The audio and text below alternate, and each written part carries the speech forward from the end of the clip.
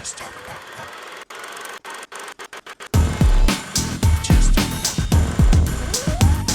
about My name is John Kirk. I'm a pop culture writer for popmythology.com, Trekcore, and Back Issue. And I'm really excited to bring out this morning's guest. He's an actor with a prolific film history under his belt, and he's a true son of anarchy. Ladies and gentlemen, Chibs himself, Tommy Flanagan.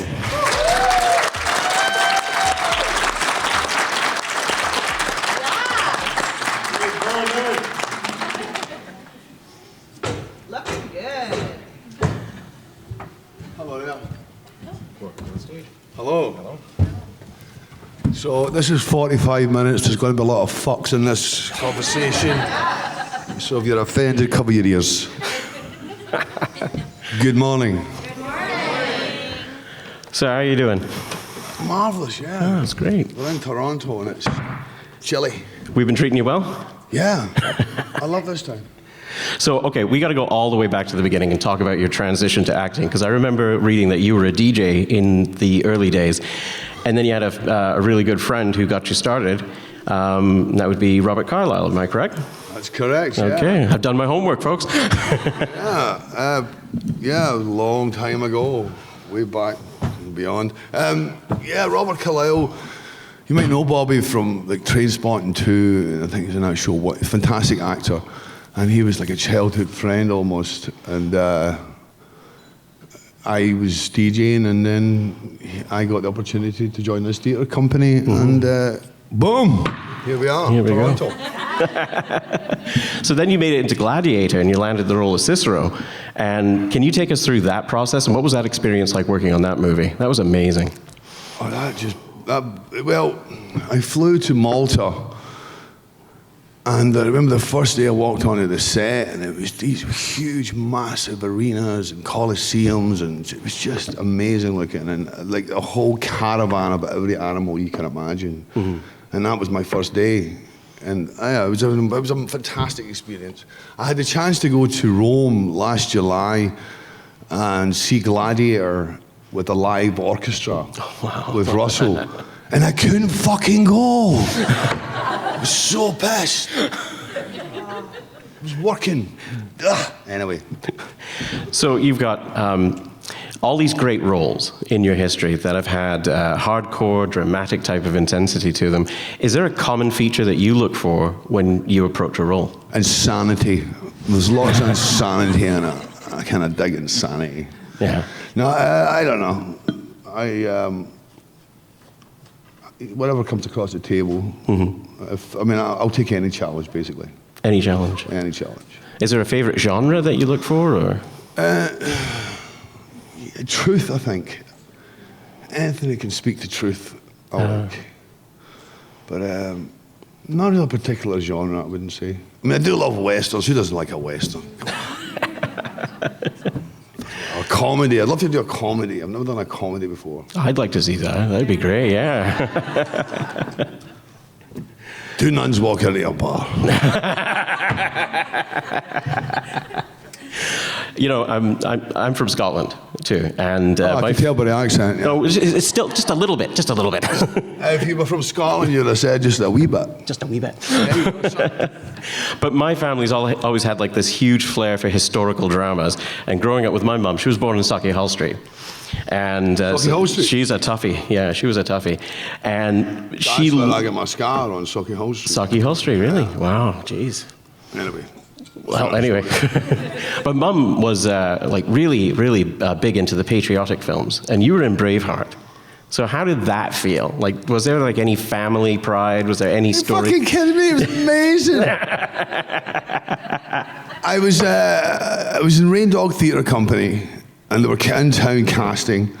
I'd done maybe a couple of little appearances on TV, and then I hear Mel Gibson's in town, Braveheart, Patsy Pollock, casting director wants to see you. I'm like, fucking great. So I went off to this hotel and I walk in and she went, oh, thank God, at last. And I'm thinking, what the fuck does that mean? I mean, I've only been on stage a few times and I don't really know nothing about acting. And all of a sudden I'm in this room and we're sitting on the floor smoking cigarettes and she's telling me all about the movie. And then I meet Mel and then I'm up in the Highlands and it was supposed to be just for 2 weeks and it turned into 6 fucking months, or 5.5 months. It was just amazing. The whole experience was incredible. And just being thrown onto that huge film set, it was fucking terrifying. Okay, Tommy, just walk up to this mark, stop, and look sad. Got it. That was as basic as that, but yeah, it was a great experience. But Mel Gibson expanded the role for you too, didn't he? Because he was so impressed with your acting. Yeah. I was supposed to be on for 2 weeks, and me and Mel kind of had it off, and he just kept me on as one of the Magnificent Seven. So it was a lot of fun, yeah. That's amazing. And he's incredible. That man's a genius. Yeah? Yeah. He's so much fun to work with. Like at any downtime, there's always some gag going on. Like you'll fall asleep in your chair and somebody will tie you to it or gaffer tape you or whatever. Just mad shit like that on all the time. And then it was back to work. Wow. And then 5 Oscars. Was it 5? Maybe it was 6. It was like Gladiator. There you go. It was all about me. I got that. You've got to have some great stories. Like, you work with really cool guys on Sons of Anarchy. You've got, Ron, who was here yesterday, and Ronnie boy. He couldn't make it, but Ryan. But okay, you've got to have some great anecdotes or stories working with them. What sort of hijinks and trouble did you get into? You know what? The book will be out next year. Sort of a large book. Oh my God, where to begin? Anecdotes from the boys. I mean, the whole thing was a fucking anecdote, to be honest. I mean, you get up in the morning, you ride to work, you get to hang out with the boys all day, and you ride motorcycles, and you laugh your ass off all day, you do the work, and then you hang around in the evening and have a wee before 2:00, and then you ride home. Wow. And all the stuff that happened in between. It's great. What's your best memory of working on Sons of Anarchy? Riding with Charlie and Boone and DL through the California hills, in Northern California. Sun was going down, we were on the bikes, we just finished a huge day, and just the light across the canyons. I can see it now, man, it was just the most beautiful day, and the boys were all in front of me. It was, that was a kind of spectacular moment. Wow. It was like, there's America. And fuck it, that was beautiful. Oh, that's great. Easy rider shit. Mm-hmm. What is it about Chibs that you think is your favorite part of him, playing him? Favorite part of playing him? I don't know. Like you mentioned speaking to truth. How does he speak to truth? I think Chibs was in a way, he was a bit of a moral compass. Yeah. I think, he was a bad bastard. You don't want to fuck with him, but but he was totally loyal and a heart of gold, and to him, that was his family. See, my character is actually based on a real guy who joined a certain club. He left Ireland when he was like 15 and got to San Francisco and joined this club. And he prospected, and now he's a fully patched in member. And his story is kind of, my life is based on, Chibs' story is based on his life. So, did I lose the plot there? I did, didn't I? I kind of lost it for a minute. Favorite I thought I was talking about one thing, and then I was talking about another thing. No, that's fine, wherever you want to go. It's all great to us. You gotta be careful when you smoke in the morning.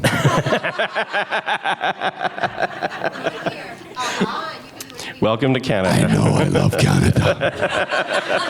I was here last fall through to December doing a new show for Netflix. It's called Woo Assassins. We shot it in Vancouver. Oh, right. Yeah. And it was legalized while I was here.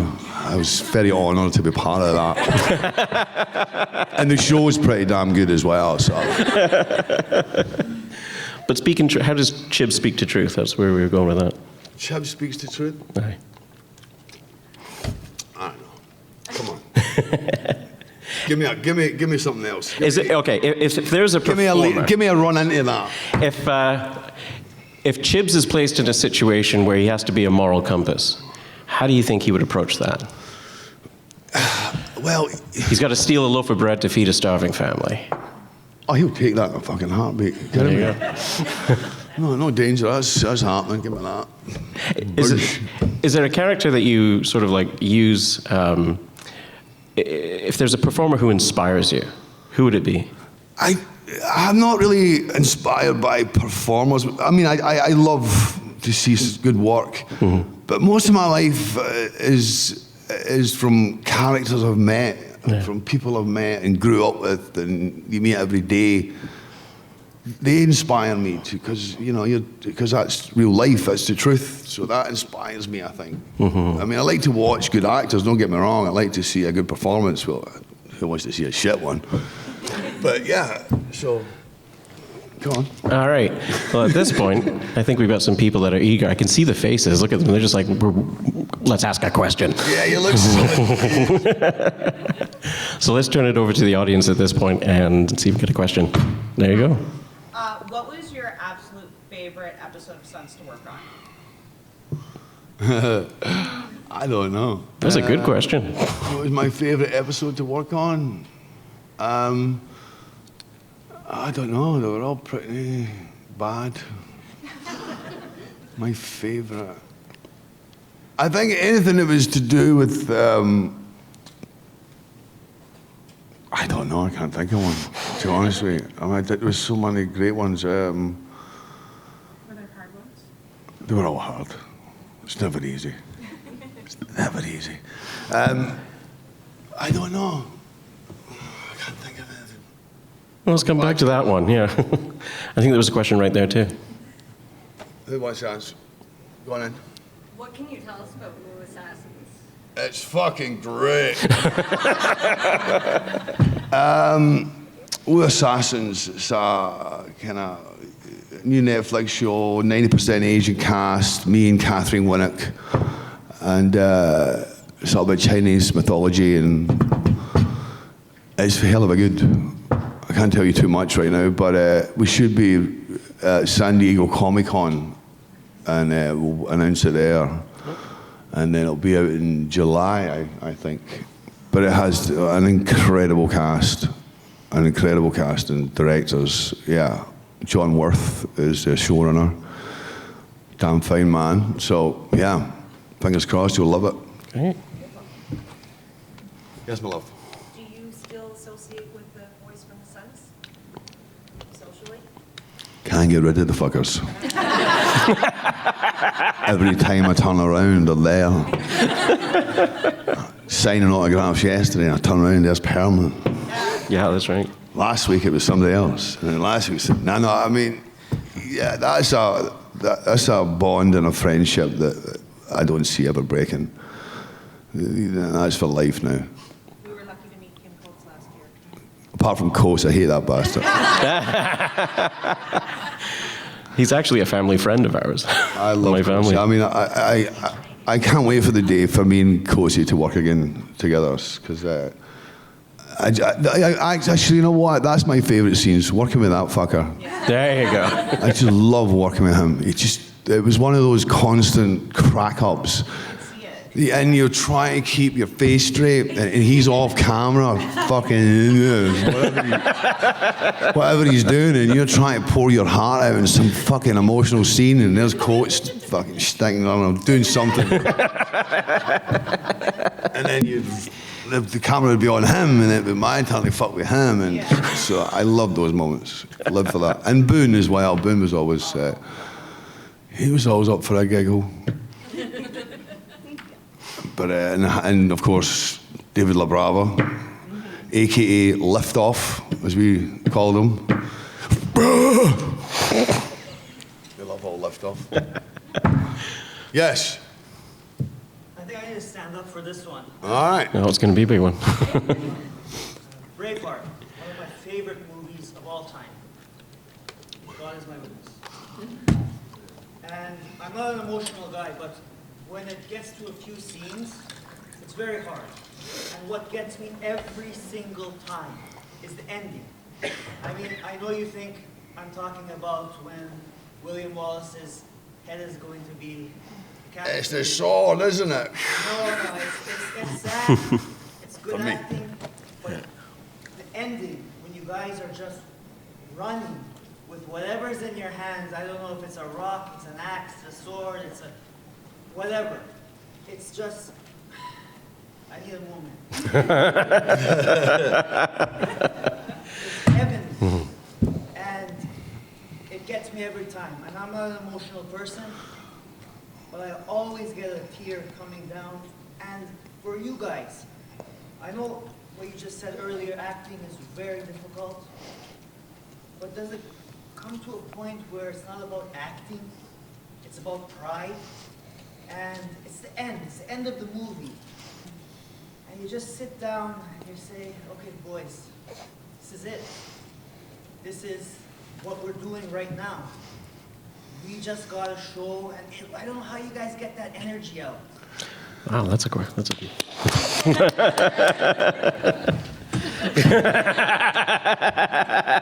No, okay. No, sorry. No, sorry. Joking.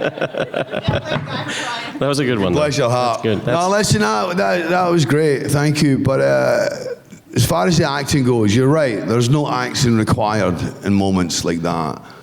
You know, you're talking about the Scottish history, and you've got all the history of England and what they did to the Scots and the Irish and the Welsh and the rest of the fucking world. So you've got all that history to tap into. And he says, run up that field and go kill some Englishmen. No acting required.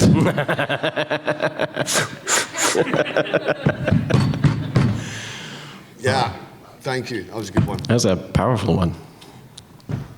And it was a pleasure doing that, you know what I mean? And I like to find that in acting, something that's not a performance, something you can draw, you can tap into, you know, like the truth. It just has to be the truth.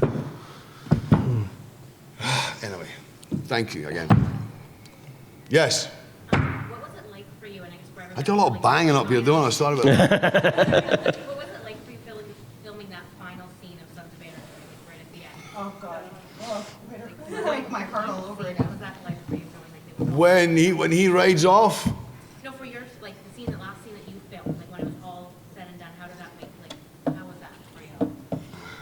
When you knew that was the last scene? Were you sad to say goodbye? are you kidding me? It was heartbreaking, but You made it, you survived. yeah, it was. I remember the last night on the stage down in Laurel Canyon, North Hollywood. A lot of the cast hung out for a minute. It was like away into the early hours of the morning. Sun was starting to come up. It was just me, Charlie, Boone, and DL was left, smoking weed. And we just said goodbye, and then we rode home, and I had my full-face helmet and my earbuds, and this song came on the shuffle of my playlist. And I have to admit, there was a couple of tears inside that helmet that night, riding home. Mm-hmm. Yeah, that was, it was a good ride with those guys, and yeah, it was quite an experience. You should have been there. Fucking marvelous. Yeah, it was fun. I think that show's on the screen. You know what I mean? I don't think that show would have worked if it hadn't been for that bond between the guys and the gals. I mean, Maggie Sif, she's just fucking epic. You know, and Kay and all that, and everybody on that show. It was great. It was such a cool formula, and it just worked. Just the right people in the right place at the right time. And as Jimmy Smith says, it's like lightning in a bottle. It only happens now and again. And it's very doubtful you'll see a show like that again, in my opinion. They just don't make that kind of stuff anymore. I can't believe I'm my age now, I can say that. It's like silent movies. They don't make them like that anymore. I'm starting to sound like Ron Perlman. Oh, Ronnie! You've infected me. I love that, man.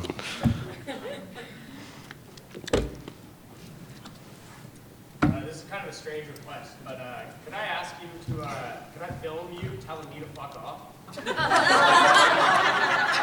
Pleasure.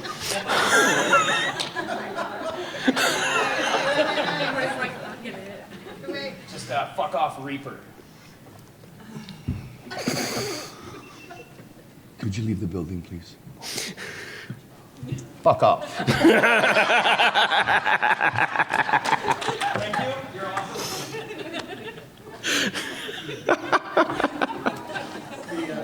awesome. Your last scene with Charlie on the roof, just before the plan lays out, very powerful. It was beautiful. It was a fantastic scene. I really enjoyed that. And you're right, it was Lightning and Bother. You guys were all great. I know it was great writing. It was one of those shows that I started watching the first episode and I kind of like, I don't quite get it yet, and I ride. That's because neither did we. It took about 3 episodes and then I was done. Next time. Took me a season. Yeah. I wondered, do you still ride? I do, yeah.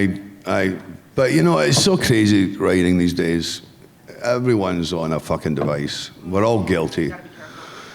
And I just got my clavicle snapped a year and a half ago. 2 years ago, I was filming Guardians of the Galaxy and I had a break. And I went back to California, so I'm riding along the PCH and someone was texting and pushed me to the side of the road and I braked, sand, back of a car, flip. Oh, wow. And then I had to go back and float through space. That was comfortable. So I didn't tell James Gunn. I come back with this big steel plate, man. Oh, no. Holy jeez. After he said, but you fucking told me, you should have told me. That's all right. But then I'm like, ow. Anyway, because I wasn't supposed to be riding my bike. How's the cycling? The what? Into it. Yeah, I do it all the time. That's my little weekly ritual. Get up in the morning, take my daughter to school, jump on the bike with my buddy, meet my buddy. He's got a bike on the back of his car, and then we had the Will Rogers Trail along to Santa Monica Pier, Marina Del Rey, along Main Street, down along. Yeah, it's fun. Yeah, that's my exercise because I'm a lazy bastard. Got a couple of questions over there. My little Scottish friend. What are you going to have after you're done today? Guinness or green tinted ale? I don't like St. Plastics Day. I mean, you know, happy St. Patrick's Day, but it's really just St. Plastics Day. I just have no time for it. Plus, I don't drink anymore, so no. Because no one gives a shit in Ireland. I mean, they'll go to mass or something, but it's just a piss up, isn't it? If you don't drink, then who gives a monkeys? I see you, baby. What was it like working on Sin City? Oh, that's a good one. I can't remember. Like 20 years ago. It was bizarre. The only live thing in the room, everything was green screened. The only live thing was the water I was standing in. Everything else around you was green. So it was kind of weird. First time for me. Back then when it was new. But yeah. Yeah, it was fun. Enjoyed it. Yeah, that was a good role. When going back to Sin City, when you went back and actually saw the movie itself, how surprised were you? Stunned, yeah. Yeah, when I saw the special effects on the green screen later, I'm like, I thought it was all set, but No, there was not a lick of set. Everything was green screen. Every single thing. that was like the first time they'd really done something at that scale. Yeah, it was, yeah. Yeah, because Robert Rodriguez, it's his studio down in Austin, Texas. Yeah, and he was the kind of, yeah.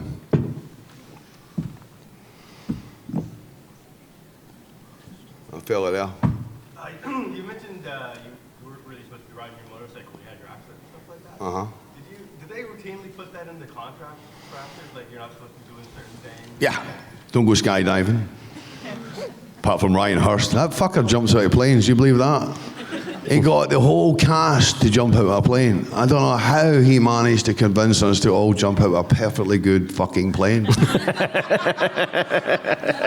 Personally, it was a lot of vodka for me, but yeah, he said, let's all go skydiving, and we all went and did it.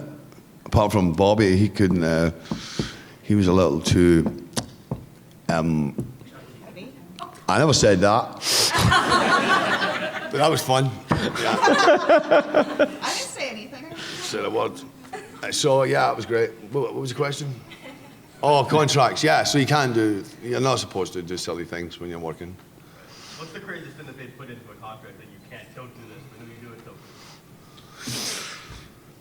Normally it's don't work with Tommy Flanagan, he bites.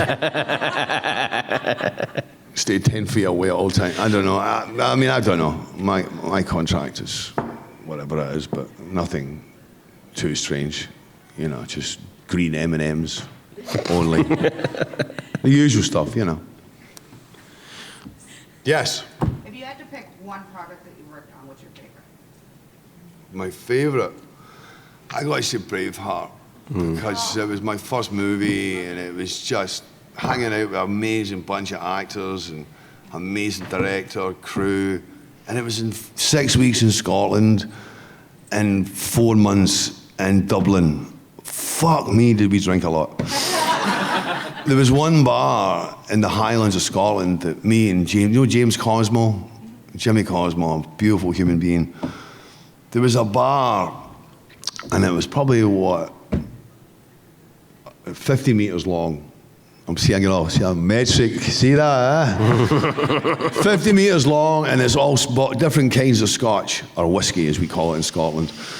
All these, and at the very end, there's a 200-year-old bottle of scotch whiskey, as we call it in Scotland. And the thing is, you have to get from this end of the table to that end of the table and drink a shot from every single bottle, and then you win the 200-year-old bottle. The amount of nights that me and James Cosmo started there, started wobbling here, buckled here, and collapsed there. We couldn't get close to the fucking thing. Never got there. We even tried to split it. We made a deal, can we split it?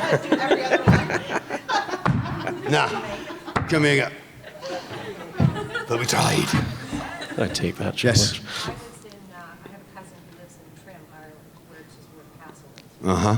And she took me to a little hole-in-the-wall bar and said that was where Mel drank all the time. Mel doesn't drink.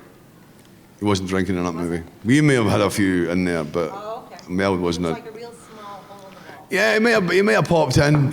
Mel does that kind of thing. He doesn't drink, but in Glasgow as well, he'll just pop into pubs and hang out with some of the boys and girls and have a laugh and then leave.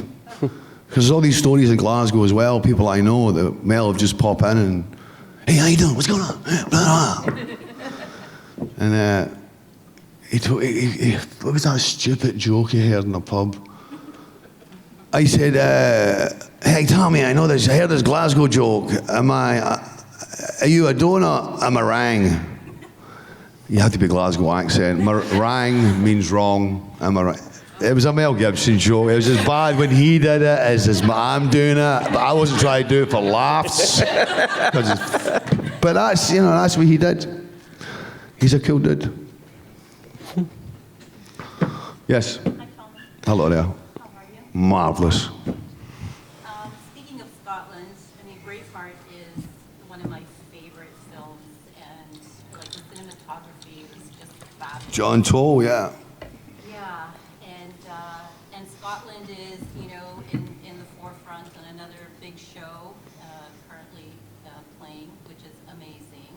How do you feel about, like such incredible industry growing in Scotland? So many amazing things happening there. Oh, I'd love it. I can't wait to go back and work, and I've got so many things I want to produce and develop. I've got this pile that I just need to start chipping away at. But I want to go back and get involved in some stuff there. I'd love to see you in Outlander. Yeah, that started during the Sons, that Outlander thing. It's not But it's well, the character I play in Wu Assassins is 500 years old, and he starts off in the Highlands of Scotland. And that's probably told you too much already, but there you go. Don't tell anyone. I know you won't tell anybody anyway. Yes? So you've worked in movies, television, and now with Netflix. Do you prefer working in a specific medium, or is it? It's, everything's so changed now. It's all kind of merged into the same. It's all kind of merged into the same thing now. Film and TV. The equipment is just getting smaller, so there's less need for the grandiose of big stages. And like Braveheart was so amazing. The camera, it was all film and the big matte boxes, huge fucking cameras, and these beautiful locations that just blew your mind. And now you're walking on a green screen and like someone with a fucking camera that size. So yeah, it's kind of all merged into the same thing now. But film is definitely what I love to do because you can collaborate more. I think like a television series is like a format, and at the end of the day, it's a product. You have to get that product out. I mean, it's still fun doing it, and you keep it as truthful and the best you can, obviously. But film, you have that freedom to do what you are, which is your job as an actor, so. Yeah, but TV's great. Don't get me wrong. There's a lot of good shit going on TV at the minute. A hell of a lot of good stuff. Yeah, I'm just about getting involved in some of that good stuff in a minute. Just remember, I can't tell you. Shit, I just say that. Anyway, it's all good. Yep. Oh, there you go. Guy with the green shirt, one more time. Oh, no, let me try this guy. He's not had a question yet. You put your hand up over there, pal? There you go. Did you enjoy riding motorcycles in the show? Did I enjoy it? Yeah. Fuck yeah. What's not to love? I came off my bike 3 times over the handlebars, broadside, yeah. Got a few gravel scars on my ass, a couple of steel plates here and there. But yeah, a lot of fun. But that David LaBrava, he's in a club, and he would make us ride parallel. Well, he tried to make us do this. We like side by side on the freeway and in the outside lane, and you keep 90 miles an hour at all times, and your tires are 9 inches apart, because that's the way this club rides, and huge big lines. And so we would start trying to do that. That didn't last long. I like, fuck this. I'll follow your tail lights. Yeah. Love riding bikes. Yes? When you were playing with Chibs, because it was such a long series, you really got to know the character, especially after the first season, and you really knew him and you spent most time with him, obviously. Is there anything the writers brought to you that you were like, that's not Chibs? Chibs would never do that? Everything. So you said no and you wouldn't do it? There was a couple of shitty ones, like sort of try to write my dialogue in like Glasgow vernacular. I think you must have Googled Glasgow speak. I'm like, I don't even fucking know what that says. So yeah, there was a couple of moments, but it was. We could collaborate. There was a lot of collaboration, especially amongst the cast. We all worked with each other. Yeah. If you were dropping it, he'd pick up the slack, and then you'd see it. It was a collaboration. Very powerful. Yes, my love. Is there any 2 pieces of advice that you would give for like getting through life? Getting through life? Fuck. I've got to say smoke weed. Helps me a hell of a lot. No, getting through life, it's all about truth and about love and, and compassion, and it's fucking tough right now, and I understand so many, I don't know. I don't know, people are good. And I think he's got to believe in that even though things seem to be really fucking horrible right now. I don't know, just try and show love and don't hate. I think that. But career-wise, oh, fuck, don't get me on that one. Wait, I'm sorry I don't have more feet, but yeah, that's how I feel. We all need a 200-year-old bottle of scotch, I think. That would help. I mean, if this whole room went, we couldn't fucking make it. Yeah. Yes, my love. So what kind of motorcycles do you prefer and what do you currently have? BMW GLS, BMW K16 GLS, best bike in the world. #1 road bike. It's fucking beautiful, but I killed it with this last crash. I was going to ask how many of you written off. Just one. And it was, broke my heart, but anyway, I'll get another one. But my wife is like, she said, okay, that's it, your third strike, you're done with motorcycles. Then we got, my daughter will be 7 on Tuesday, bless her heart. So, thank you, my love. So, that's it, she, no more bikes. Because I had the collarbone, I was sticking out and stuff, so that was kind of the nail in the coffin for me on riding bikes. But, like I say, 3 strikes, that she knows about. Oh, hell yeah.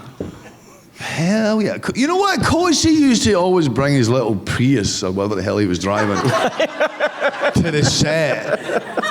Coachy, the cool guy, would step out his Prius with his Crocs on. He's going to hate me for saying this. With his Crocs on. And his little specs. You know those ones that clip in the middle and you wrap around your neck? I'm like, you're really living this fucking role, aren't you? Tiggy.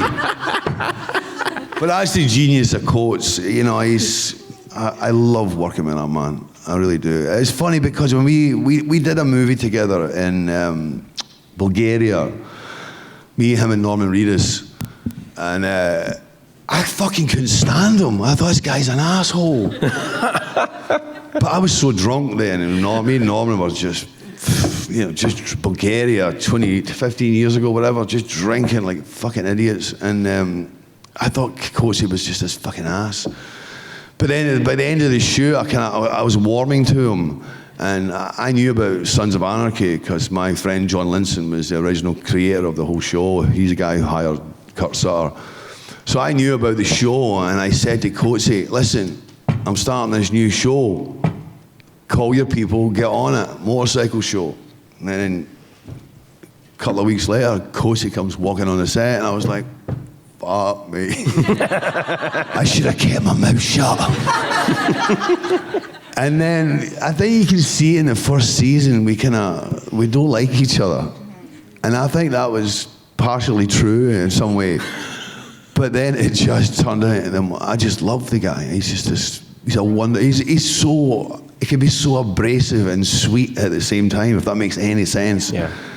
But it's just wonderful to watch sometimes. And yeah, he's the best. He's a really proud proponent to supporting children with cancer. He's I know. Big-hearted guy. Yeah. And his 2 daughters are just beautiful humans, and his wife, beautiful. They're just good people. Mm-hmm. Very good people. I think we've got time for just 2 more questions. I was going to ask you, how was it working with Walton Goggins on Sons? Goggins. What he did with that character is just... Honestly, God, as soon as he put those tits on, that was it. Forget it. Goggins was gone. Goggins was out of the building. And it's just off he'd go. He's an incredible actor. He really is. He does not mess about. And he stays in character the whole time. Yeah. Bill Pullman was another guy, funnily enough. I worked with Bill Pullman on a movie called The Ballad of Lefty Brown. Me, Bill Pullman, Jim Caviezel, Kathy Baker. It was a beautiful movie. Peter Fonda, bless his heart. Peter Fonda, 50-year anniversary of Easy Rider. I'm going to go ride. Anyway, where was I? Walton Goggins. I completely lost. Bill Pullman. Bill Pullman, yeah. We did this Western together, and I was, when I first walked on the set, he was playing this old sidekick guy, and for the whole fucking movie, I thought, this is what Bill Pullman's like. Not totally, because, you know, he'd amp it up when he was on camera. But the night we wrapped at 6 o'clock in the morning, suddenly Bill Pullman walks up, and I'm like, and it's Bill Pullman, and he's not this fucking lefty, and he's like, hey, how we doing, Tom? A completely different guy, staying character the whole time. I'm like, who the fuck are you? Yeah. And I think we got time for one last question. My boy over there. Do you have a bucket list, and if so, what's on it? The bucket list of things to do in life? Yeah, do you have it? My daughter, number one, make sure that little angel has, oh God, this planet. Come on, kids. Good one. Yeah. Thank God for countries like Canada, you know what I mean? Oh God. Just hopefully there's a fucking future. It's kind of, I don't know, it's hard to look forward at a minute for me personally. Fuck, it's the human race, for Christ's sake. I don't know. I hate being the glass half empty guy. I really hate that. Because I'm not. And right now it's really fucking hard not to. Every time you pick up a device or stick on a screen, it's just more and more and more. And I don't know. It's just fucking weighs on me. I know weighs on is all. I know that. So, I don't know. Well, peace and love, baby. And on that, I think that's our time for this morning, folks. Thanks for coming out. Thank you very much. Tommy Flanagan.